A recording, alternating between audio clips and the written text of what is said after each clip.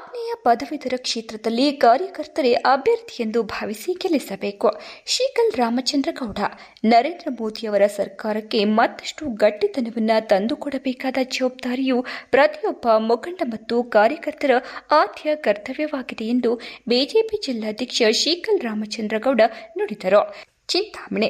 ಎಂಎಲ್ಸಿಗಾಗಿ ಆಯ್ಕೆಯಾಗುವವರು ವಿಧಾನ ಪರಿಷತ್ ಮೇಲ್ಮನೆಯನ್ನ ಪ್ರತಿನಿಧಿಸುವವರಾಗಿದ್ದು, ಇಲ್ಲಿಗೆ ಆಯ್ಕೆಗೊಳ್ಳುವವರು ಬುದ್ಧಿವಂತರಿಂದ ಆಯ್ಕೆಯಾಗುವವರಾಗಿದ್ದು, ಇಲ್ಲಿ ಕರಡು ಮಸೂದೆಗಳ ಒಪ್ಪಿಗೆಯನ್ನ ಅಂಗೀಕರಿಸುವಂತಹ ಒಂದು ಅಂಶ ಅಡಕವಾಗಿದ್ದು, ಬಿಜೆಪಿಯ ವಿಧಾನ ಪರಿಷತ್ ಸದಸ್ಯರ ಸಂಖ್ಯೆಯನ್ನು ಹೆಚ್ಚಿಸುವುದರ ಮೂಲಕ ಪಕ್ಷವನ್ನ ಮತ್ತಷ್ಟು ಸದೃಢಗೊಳಿಸುವುದರ ಮೂಲಕ ನರೇಂದ್ರ ಮೋದಿಯವರ ಸರ್ಕಾರಕ್ಕೆ ಮತ್ತಷ್ಟು ಗಟ್ಟಿತನವನ್ನು ತಂದುಕೊಡಬೇಕಾದ ಜವಾಬ್ದಾರಿಯು ಪ್ರತಿಯೊಬ್ಬ ಮುಖಂಡ ಮತ್ತು ಕಾರ್ಯಕರ್ತರ ಆದ್ಯ ಕರ್ತವ್ಯವಾಗಿದೆ ಎಂದು ಬಿಜೆಪಿ ಜಿಲ್ಲಾಧ್ಯಕ್ಷ ಶೀಕಲ್ ರಾಮಚಂದ್ರ ಗೌಡ ನುಡಿದರು. ನಗರದ ಕೆಎಂಡಿ ಕಲ್ಯಾಣ ಮಂಟಪದಲ್ಲಿ ಆಗ್ನೇಯ ಪದವೀಧರರ ಕ್ಷೇತ್ರದ ಚುನಾವಣಾ ಪೂರ್ವಭಾವಿ ಸಭೆಯನ್ನು ಬಿಜೆಪಿ ಜಿಲ್ಲಾಧ್ಯಕ್ಷ ಶೀಕಲ್ ರಾಮಚಂದ್ರ ಗೌಡ, ಆಗ್ನೇಯ ಪದವೀಧರ ಕ್ಷೇತ್ರದ ಅಭ್ಯರ್ಥಿ ಕೆಎಂ ಸುರೇಶ್, ಬಿಜೆಪಿ ಮುಖಂಡ ಜಿಎನ್ ವೇಣುಗೋಪಾಲ್ ಹಾಗೂ ಬೆಂಗಳೂರು ಗ್ರಾಮಾಂತರ ವಿಭಾಗೀಯ ಅಧ್ಯಕ್ಷ ರಂಗೇಗೌಡ ಮತ್ತು ವೇದಿಕೆಯ ಗಣ್ಯರು ದೀಪ ಬೆಳಗುವ ಮೂಲಕ ಚಾಲನೆ ನೀಡಿದರು. ಬಿಜೆಪಿ ಜಿಲ್ಲಾಧ್ಯಕ್ಷ ಶೀಕಲ್ ರಾಮಚಂದ್ರ ಗೌಡ ಮಾತನಾಡಿ, ಆಗ್ನೇಯ ಪದವೀಧರ ಕ್ಷೇತ್ರದಲ್ಲಿ ಶಿಕ್ಷಿತ ಮತದಾರರಿಂದ ಅವರನ್ನ ವಿಶ್ವಾಸಕ್ಕೆ ತೆಗೆದುಕೊಂಡು ಯಾರು ಪದವಿ ಮುಗಿಸಿರುತ್ತಾರೋ ಅಂತವರನ್ನ ಗುರುತಿಸಿ ನೋಂದಾಯಿಸಿ ಅವರನ್ನ ಮತದಾರರ ಪಟ್ಟಿಗೆ ಹೆಸರು ಸೇರ್ಪಡೆಯಾಗುವಂತೆ ಮಾಡುವುದರ ಮೂಲಕ ಅವರನ್ನ ಬಿಜೆಪಿ ಪಕ್ಷದ ಪರವಾಗಿ ಮತ ಚಲಾವಣೆ ಮಾಡುವಂತೆ ಮಾಡಬೇಕು. ಆಗ್ನೇಯ ಪದವೀಧರ ಕ್ಷೇತ್ರವು ಕೋಲಾರದಿಂದ ದಾವಣಗೆರೆವರೆಗಿದ್ದು, ಪ್ರತಿಯೊಬ್ಬ ಮತದಾರನನ್ನು ಭೇಟಿ ಮಾಡಲು ಅಭ್ಯರ್ಥಿಗೆ ಸಾಧ್ಯವಲ್ಲ. ಆದ್ದರಿಂದ ಪ್ರತಿಯೊಬ್ಬ ಕಾರ್ಯಕರ್ತರು ಅಭ್ಯರ್ಥಿ ಎಂದು ಭಾವಿಸಿ ಹೆಚ್ಚಿನ ಮತಗಳನ್ನು ದೊರಕಿಸಿಕೊಡುವ ಮೂಲಕ ಅಭ್ಯರ್ಥಿಯನ್ನ ಗೆಲ್ಲಿಸಿಕೊಳ್ಳಬೇಕೆಂದು ಕಾರ್ಯಕರ್ತರಿಗೆ, ಮುಖಂಡರಿಗೆ ತಿಳಿಸಿದರು. ಸರಿಸುಮಾರು 8,000 ಮತದಾರರನ್ನ ಒಳಗೊಂಡಿರುವ ಪದವೀಧರ ಕ್ಷೇತ್ರದಲ್ಲಿ ಚಿಂತಾಮಣಿ ತಾಲೂಕು ಒಂದಾಗಿದ್ದು, ಇಲ್ಲಿನ ಮತದಾರರನ್ನ ಗಮನದಲ್ಲಿಟ್ಟುಕೊಂಡು ಕಾರ್ಯಕರ್ತರು ಪಕ್ಷಕ್ಕೆ ಮತವನ್ನಾಕಿಸಬೇಕೆಂದರು.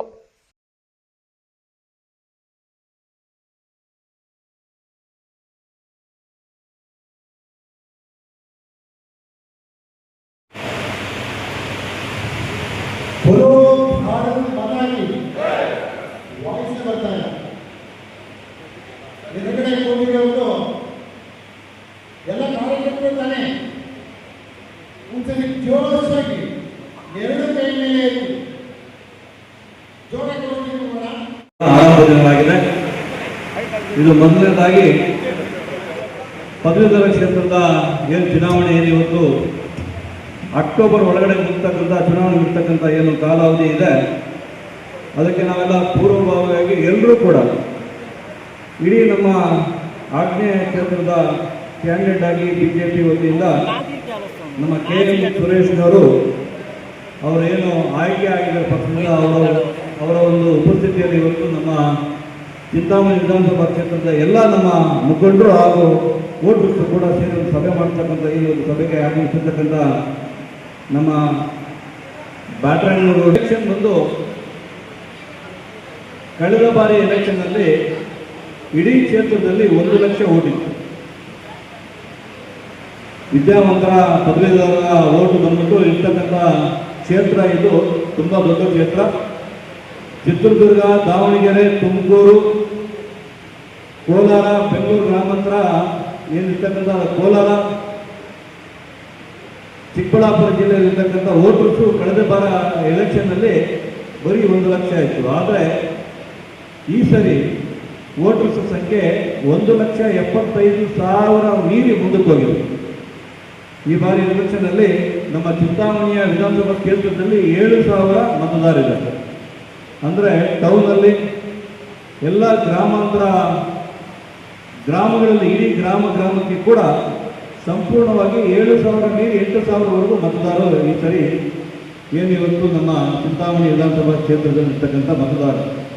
ತಾವೆಲ್ಲ ಏನಿವತ್ತು ಎಲ್ಲ ನಮ್ಮ ಮುಖಂಡರು ಎಲ್ಲ ಮಂಡಲದ ಗ್ರಾಮಾಂತರ ಹಾಗೂ ನಗರ ಮಂಡಲದ ಗ್ರಾಮಾಂತರದ ಅಧ್ಯಕ್ಷರು ಅವರ ನೇತೃತ್ವದಲ್ಲಿ ಇವತ್ತು ಸಭೆಗೆ ಎಲ್ಲ ಬಂದಿದ್ದರೆ ಶಕ್ತಿ ಕೇಂದ್ರ, ಮಹಾಶಕ್ತಿ ಕೇಂದ್ರ ಹಾಗೂ ಗ್ರಾಮ ನಮ್ಮ ನಗರದಲ್ಲಿರ್ತಕ್ಕಂಥ ಏನು ಮುಖಂಡರು ಬಂದಿದ್ದಾರಲ್ಲ ಎಲ್ಲರೂ ಕೂಡ ಅವರವರ ಕ್ಷೇತ್ರದಲ್ಲಿ ಅವರವರ ಊರುಗಳಲ್ಲಿ ಇರ್ತಕ್ಕಂಥ ಮತದಾರರನ್ನ 1 ಸರಿ 2 ಸರಿ 3 ಸರಿ 4 ಸರಿ ನಾವು ಮಾತಾಡಬೇಕಾಗುತ್ತೆ. ಯಾಕಂತ ಹೇಳಿದ್ರೆ ಇವತ್ತು ಇಡೀ ದೇಶದಲ್ಲೇ ಕಾಂಗ್ರೆಸ್ 50-60 ವರ್ಷಗಳಿಂದ ಏನು ದೇಶ ಆಳ್ಕೊಂಡು ಬಂದಿದೆ, ಮೋದಿಜಿಯವರ ನೇತೃತ್ವದಲ್ಲಿ ಬಿಜೆಪಿ ಸರ್ಕಾರ ಇವತ್ತು ದೇಶದಲ್ಲಿ 75% ಹೆಚ್ಚಾಗಿ ಇವತ್ತು ಬಿಜೆಪಿ ಇದೆ.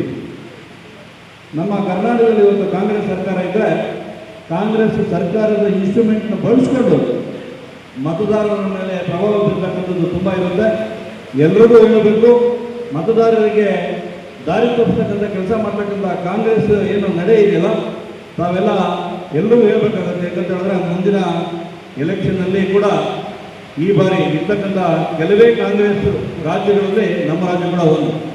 ಮುಂಬರುವ ಎಲೆಕ್ಷನಲ್ಲಿ ಕಾಂಗ್ರೆಸ್ ಇರ್ತಕ್ಕಂಥ ಮುಖಂಡರು ಹೇಳ್ತಾರೆ, ನಮಗೆಲ್ಲ ಈ ಸರಿ ಬರ್ತಕ್ಕಂಥ ಕಷ್ಟ ಇದೆ, ಬಿಜೆಪಿಗೆ ಈ ಸರಿ ಇವತ್ತು ಒಲವಿದೆ, ಹಂಗಾಗಿ ಮುಂದಿನ ಚುನಾವಣೆಯಲ್ಲಿ ಬಿಜೆಪಿ ಬರ್ತಕ್ಕಂಥದ್ದು ಮುನ್ಸೂಚನೆ ಇರೋದ್ರಿಂದ ಈ ಒಂದು ಎಲೆಕ್ಷನ್ ನಮಗೆ ತುಂಬ ಇಂಪಾರ್ಟೆಂಟ್ ಇದೆ. ಹಂಗೆಲ್ಲ ತಾವೆಲ್ಲ ಯಾರೆಲ್ಲ ಇದ್ದೀರ ಇವತ್ತು ನಮ್ಮ ಮುಖಂಡರು ಎಲ್ಲ ಮತದಾರರನ್ನ ಸಂಪರ್ಕ ಮಾಡಿ, ಅವರೆಲ್ಲ ಬುದ್ಧಿವಂತರು ಮತದಾರರು. ಯಾಕಂತೇಳಿದ್ರೆ ಪದವೀಧರರೆಲ್ಲ ಬುದ್ಧಿವಂತರು, ಏನು ಜಾಸ್ತಿ ಹೇಳೋಂಗಿಲ್ಲ, ಅವ್ರಿಗೆಲ್ಲ ಗೊತ್ತಿರ್ತದೆ. ಆದರೆ ಮತ ಯಾಚನೆ ಮಾಡೋದಕ್ಕೆ ನಮ್ಮ ಸುರೇಶರು ಈ ಒಂದು ದೊಡ್ಡ ಕ್ಷೇತ್ರ ಇರೋದ್ರಿಂದ ಅವರಾಗೇ ಬಂದು ಮತ ಕೇಳೋಕ್ಕಾಗೋದಿಲ್ಲ.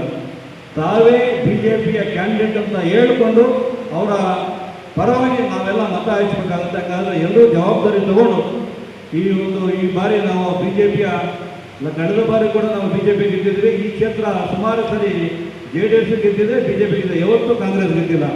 ಈ ಬಾರಿ ಕಾಂಗ್ರೆಸ್ ಸರ್ಕಾರ ಇರೋದ್ರಿಂದ ಸರ್ಕಾರದ ಇನ್ಸ್ಟ್ರೂಮೆಂಟ್ ಅವ್ರು ಎಲೆಕ್ಷನ್ ಮಾಡಕ್ಕೆ ನೋಡ್ತಾರೆ. ಆದರೆ ದಯಮಾಡಿ ಯಾರು ಮೈ ಮೀರಿದಿರ ಎಲ್ಲರೂ ಕೂಡ 1 ಸಾರಿ ಅಲ್ಲ 2 ಸಾರಿ ಅಲ್ಲ 3 ಸಾರಿ ಮತದಾರರನ್ನು ಸಂಪರ್ಕ ಮಾಡಿ ನಮ್ಮ ಕ್ಯಾಂಡಿಡೇಟು ನಮ್ಮ ಸುರೇಶನ್ನ ಜಯಶೀಲರನ್ನ ಮಾಡಿದ್ರೆ ಬಿಜೆಪಿ ಗೆದ್ದಂಗೆ, ಮೋದಿಜಿಯವರ ಕೈ ಗಟ್ಟಿ ಮಾಡ್ದಂಗೆ. ಹಂಗಾಗಿ ಇದೊಂದು ಸಾಕಷ್ಟು ಈಗ ನಮ್ಮ ಬ್ಯಾಟ್ರಿ ನೋಡೋ ಮತ್ತು ಮುಖಂಡರು ತುಂಬ ಜನ ವೇಣುಗೋಪಾಲ್ ಇದ್ದಾರೆ, ಎಲ್ಲರೂ ಮಾತಾಡಿ ಹೇಳ್ತಾರೆ. ಹಂಗಾಗಿ